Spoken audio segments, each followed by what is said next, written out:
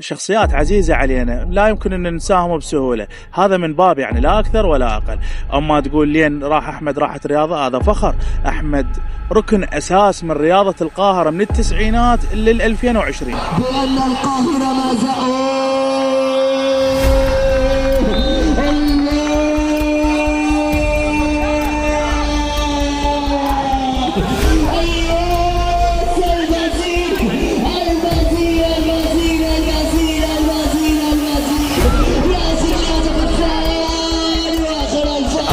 يعني القاهرة يعني شلون اقول لك انكسرت. فاحنا ان شاء الله من بدايه هذا المباراه ومن هذا المنطلق ان شاء الله نعيد وضعيه القاهره.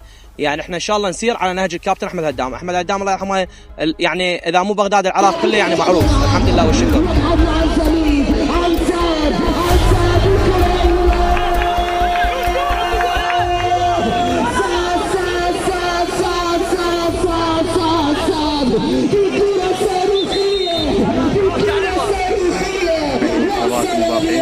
اولا يزيدنا فخر ان يقولون من احمد هدام راحت الرياضه وياه. اولا احمد ركن اساس من اركان الرياضه في القاهره، هذا ما حد.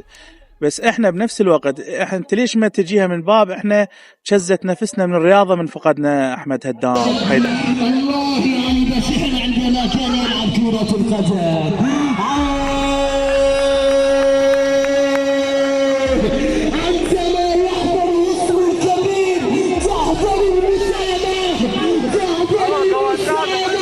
قاعد يحكي انه ماكو كرة قدم بالقاهرة او من هذا القبيل، فهو ما جاي انه يعني ما جاي انه على مدى توصل للقاهرة مدى يشوف الصورة الحقيقية للقاهرة.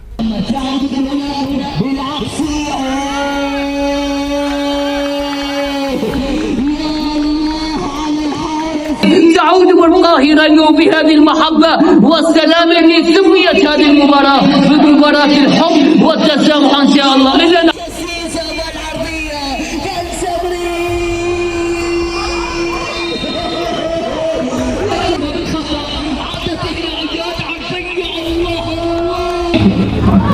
بليلة أغابت عنا الرياضيين على ما كانوا دائما معنا. أحمد هدام، حيدر مهداوي، عبد الله بندر، حمودي حرج. بسم الله الرحمن الرحيم. كابتن قبل كل شيء رحب بيك. اليوم مبادرة مثل ما يقولوا ودية وحبية. بنفس الوقت البعض انتقد القاهرة يقول ما بيها لا رياضيين ولا رياضة. شو تحب توجه كلمة للرياضيين اللي داخل؟ بسم الله الرحمن الرحيم. أول شيء أهلا وسهلا بكم. ملعب الأساطير حي القاهرة سنتر القاهرة. كابتن بالنسبة إنه إحنا كل العالم تعرف إنه إحنا رياضيين وصار لنا يعني وعدنا كل يعني حبينا نجمع رؤساء الفرق كلها اللي موجودة بالقاهرة بغية إنه يعني نعيد كرة القدم بالقاهرة، الرياضة بالقاهرة بشكل عام. احنا وجهنا اكثر من دعوة، وجهنا لاكثر من شخص، وجهنا لهذا اللي حضر واللي ما حضر فاحنا الباب مفتوح. بالعكس عندنا مدربين اكفاء وعندنا مدربين كبار بالعمر وعندنا مدربين شباب. بالعكس احنا اليوم الكل نفرح ونشجع ونشد على ايده اللي يمثل القاهرة باحسن تمثيل واللي يطلع برا يلعب باسم القاهرة فلازم لازم يعني اللي انتقد واللي حكى واللي عتب واللي قال الباب مفتوح. احنا بالنسبة لنا هاي لعبة مباراة خيرية وراها عندنا يعني فقرة انه اجتماعات وناس تجي وناس تروح وشخصيات موجودة. احنا بغية النهوض بكرة القدم بالقاهرة.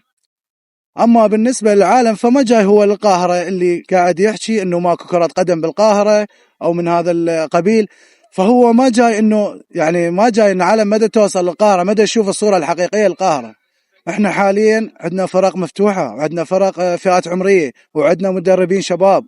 يعني عندنا اكثر من تقريبا 6-7 مدربين شباب وكلهم يلعبون ومستمرين ويلعبون باسم القاهرة وخارج المنطقة.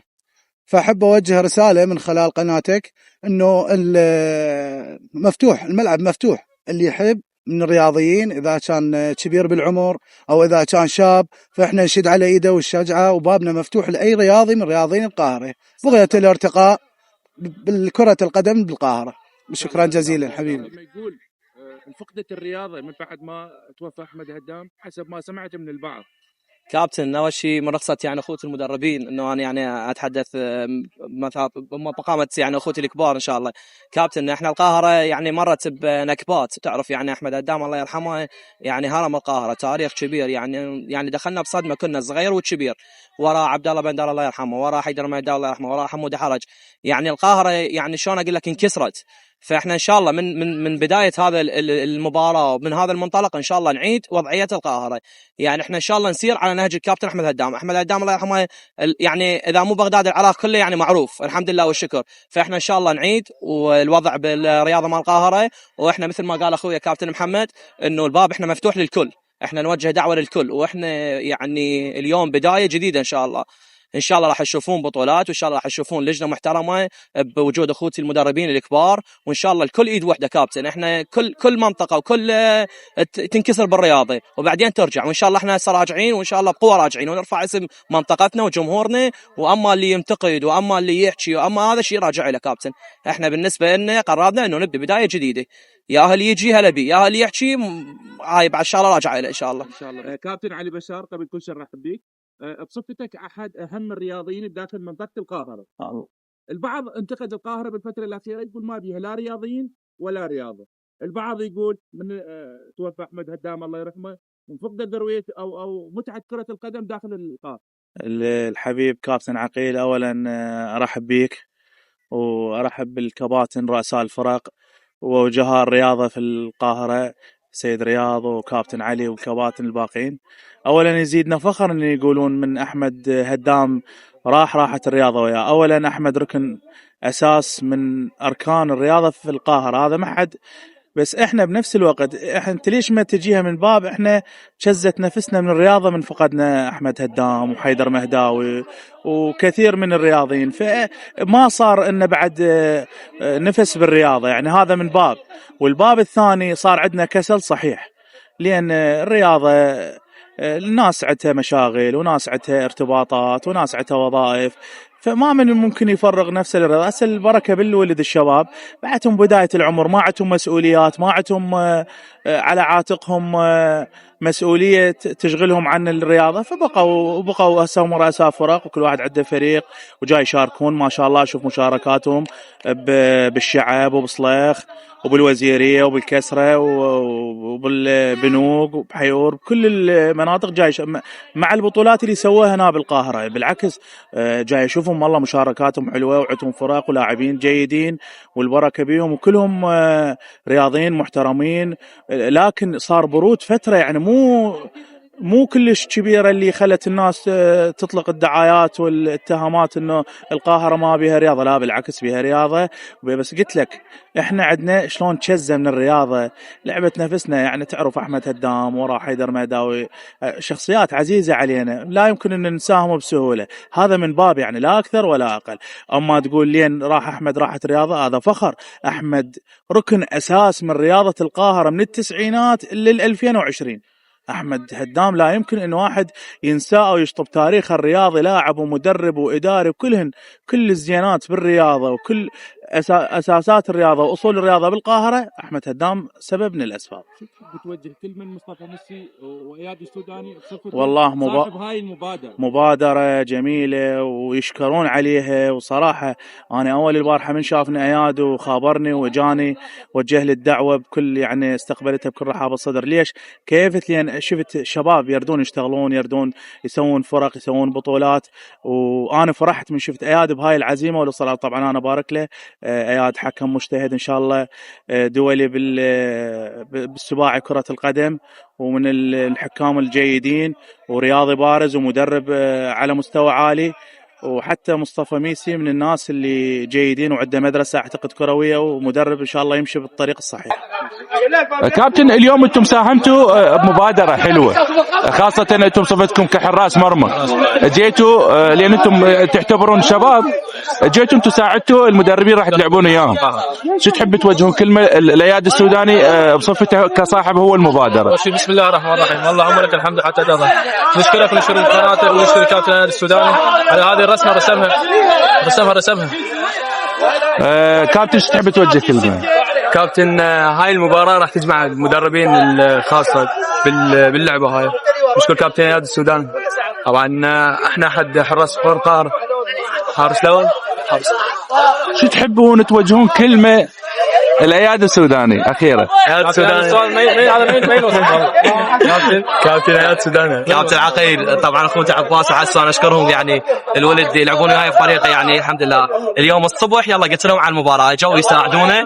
يعني اتمنى الولد الباقين مثلهم ان هم داعمين للمنطقه. يعني اكل بعض انه انتقد وما اعرف شنو، بس هم هذول الله شاهد متبرعين قبل قالوا احنا نجي نلعب. تعرف يعني احنا كمدربين لعبه خيريه فما عندنا يعني هاي الامكانيه انه المدرب يصيد او فشي، بس عانينا بيهم يعني وما شاء الله هم زي مالتهم يعني، وان شاء الله يقصرون الولد ورحم الله والديكم ان شاء الله.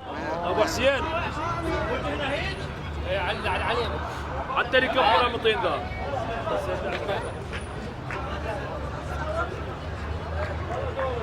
كرة القدم في القاهرة لن تمت. من قال بأنها انتهت نحن نعود من جديد بهكذا مدربين، بهكذا شخصيات رياضية حاضرة، بهكذا جماهير تعود بالقاهرة اليوم بهذه المحبة والسلام اللي سميت هذه المباراة بمباراة الحب والتسامح إن شاء الله. إذا حضرة الرياضيين المشاهدين على كل من تواصل عند السماع النشيد الوطني العراقي نقف الجميع بالتحفير والواجبات.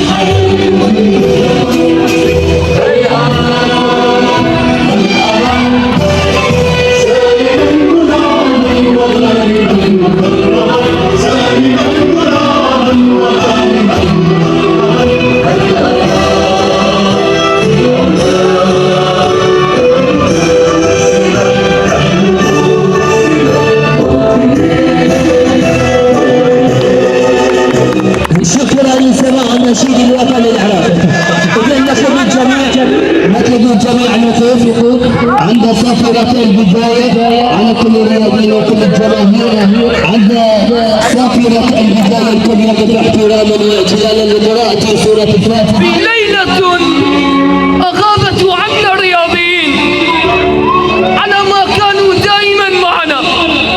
أحمد هدام، حيدر مهداوي، عبد الله بندر، حمودي حرج، هذه الأسامي اللي كانت دائما معنا.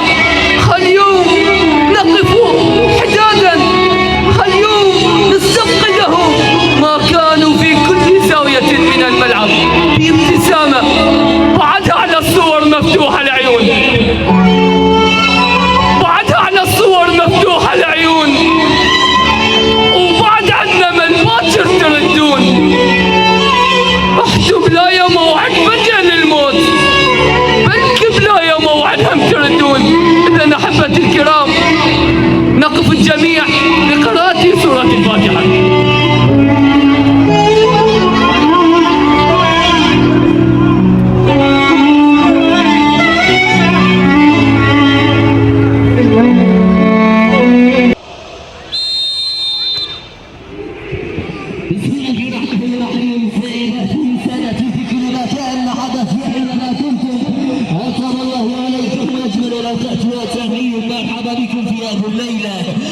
المساء الكروية اللي كل اليوم السادس على المشاهد اليوم والمدربين على أهل يلعبون كرة القدم في مباراة جماعة المدربين في مباراة حضر فيها المدربين الشباب وكفان اليوم اللي وصلوا على جمالية متعة اللقاء في القاهرة. كل مدربين القاهرة انجمعوا لون بلون وأشعار بشعار، لكن شعارهم الوحيد هي القاهرة ومنذ قريب يبحثون عن الانتصار. يا ترى من سيكون منتصر ومن سيكون للانتصار اولا؟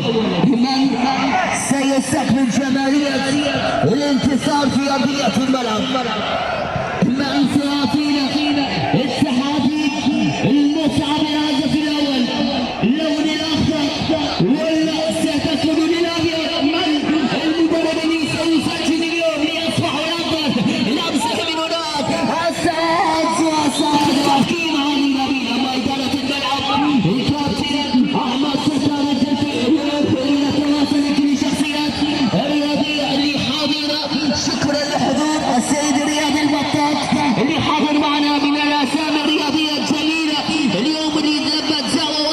وصل تلعب، لكن عندما كان مدرب نعم رمز من رموز الرياضة في القاهرة، اسم من اسامي القاهرة محمد العاشر ليتواصل كل الاسئلة. كمال السجراوي لاعب جميل رياضي مثل ورفع اسم القاهرة، لعبوا ما لعبوا ومثلوا ما مثلوا، اليوم يصلون كمدربين. مباراة المدربين هي مساعد ميسي على التغيير، مصطفى ميسي على التغيير على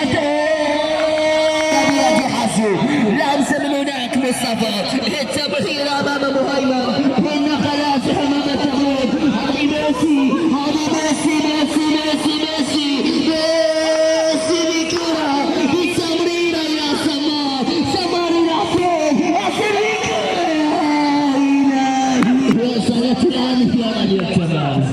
انظروا الكل تتابع، انظروا الكل تشاهد، انظروا الكل تتابع بأدق هذه المباراة، بجمالية في هذه المباراة. لمسة من اولاد المهيمن، هذه مهيمن يلعب الكرة سعد، سعد امام التمريرة، سعد امام التمريرة، لكن عادت الكرة في الماضي، كانت من سعد محمد العبد لكنها لم تصل ولم تكن باقدام محمد. تعود من هنا بالعكس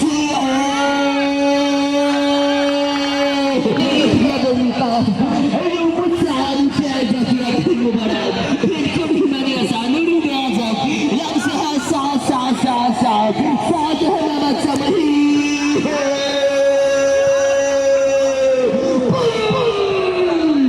الله على الكرة الواضية، عدت وخرجت ومرت الكرة واصلة، تصويبة تسويق، عادت الكرة في محاولات لخرجت عن كل المباراة. النبيل عليها فيها جمالية ومتحول.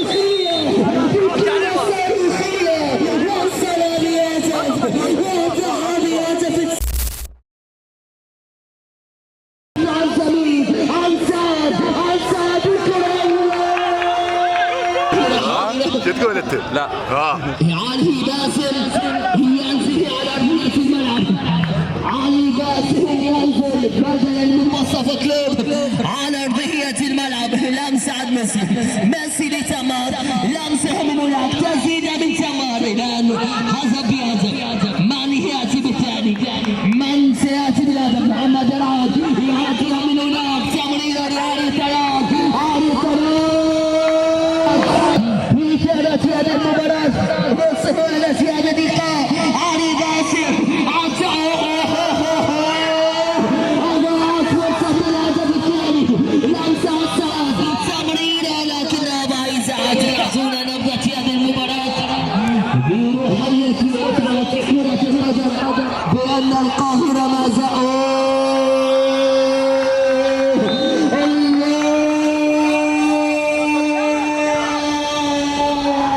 بسم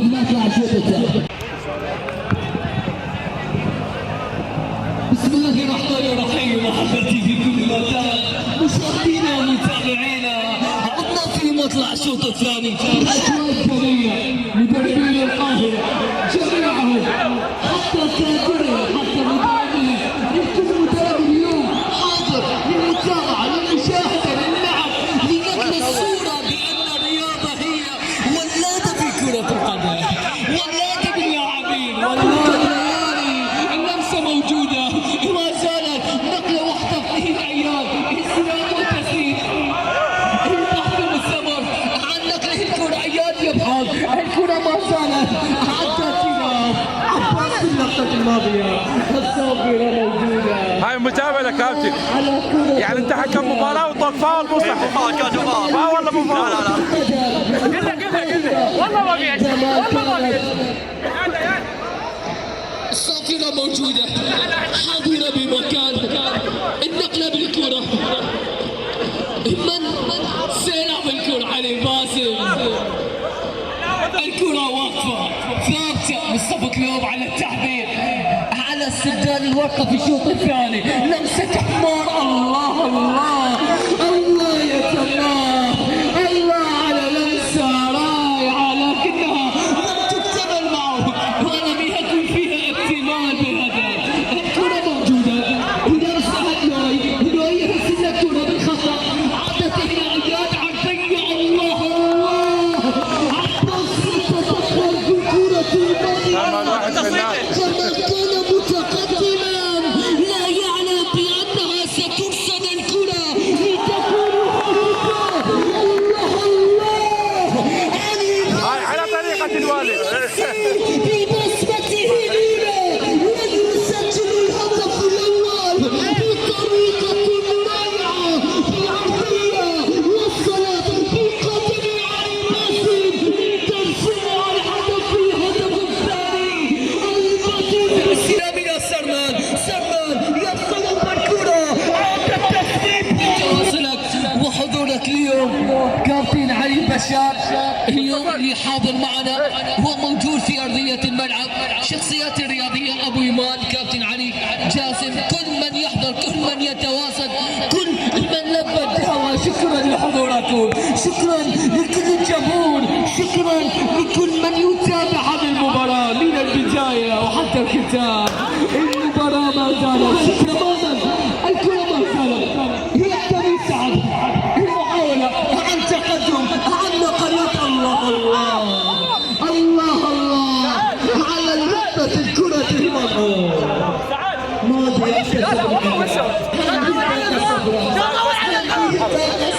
كابتن ليش تذرك كابتن؟ هداية الصفراء محسبة في اللقطة الماضية على النبي، يقول عن بطاقة إشارة سيد الحكم علي النبي سيد اللقاء بطاقة صفراء. الكرة عند منذر إلى إياه. اليوم يقود فريقه إلى الانتصار بهذا المباراة الختامية.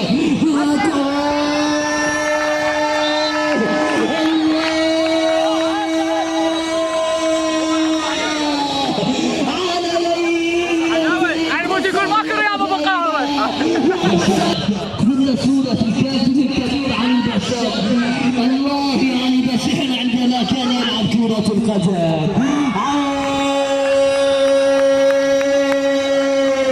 عندما يحضر اسم الكبير تحضر المساهمة، تحضر المساهمة. عندما قلنا علي بشار هاي بس هلا نسويها.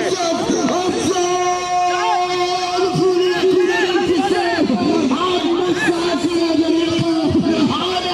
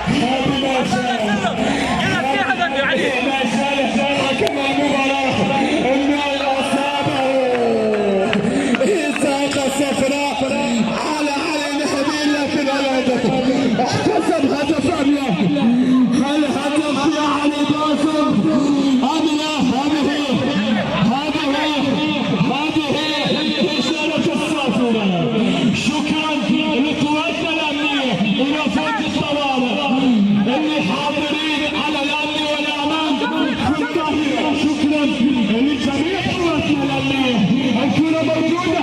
حاضرة. صعب الآن لأنه فاتها أخيرا.